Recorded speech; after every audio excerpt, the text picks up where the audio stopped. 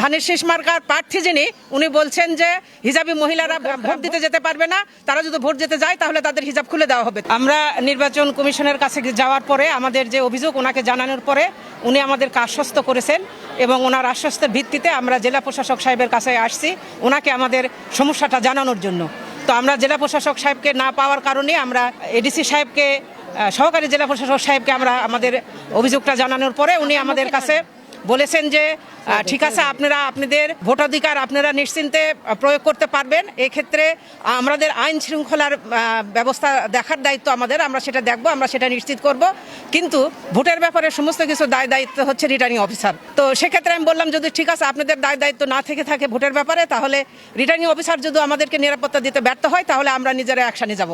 তখন উনি বলছেন যে সেটা আপনারা নির্বাচন কমিশন এবং রিটার্নিং অফিসারকে আপনারা লিখিত দিলে তারপরে যদি ওনারা আপনাদের ব্যবস্থা না করতে পারে বা আপনাদের ভোটাধিকার নিশ্চিত করতে না পারে, আপনাদের নিরাপত্তা দিতে না পারে, তখন আমরা সেটা দেখব। আমি তখন আপনি বলবেন যে আমরা এটা জানতাম, ওনারা দাবি নিয়ে আসছিলেন, কিন্তু সে দাবিটা পূরণ না হওয়ার জন্য আজকে এই পরিস্থিতি এবং এর জন্য প্রশাসন এবং আইন শৃঙ্খলা দায়ী থাকবে। আমাদের দাবি হচ্ছে যে ধানের শীষ মার্কার প্রার্থী যিনি উনি বলছেন যে হিজাবি মহিলারা ভোট দিতে যেতে পারবে না, তারা যদি ভোট দিতে যায় তাহলে তাদের হিজাব খুলে দেওয়া হবে। তাদের যারা পুলিং এজেন্ট আছে বা তাদের যারা লোকজন থাকবে তারা হিজাব খুলে দিবে।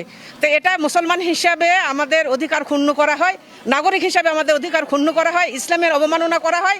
আর এই ইসলামের অবমাননার বিরুদ্ধে আমরা এখানে আসছি যে আমরা যারা হিজাব পরি তারা সবাই মিলে এখানে আসছে যে আমরা হিজাব পরেই ভোট দিতে যাব, আমাদের ভোটাধিকার নিশ্চিত করতে হবে।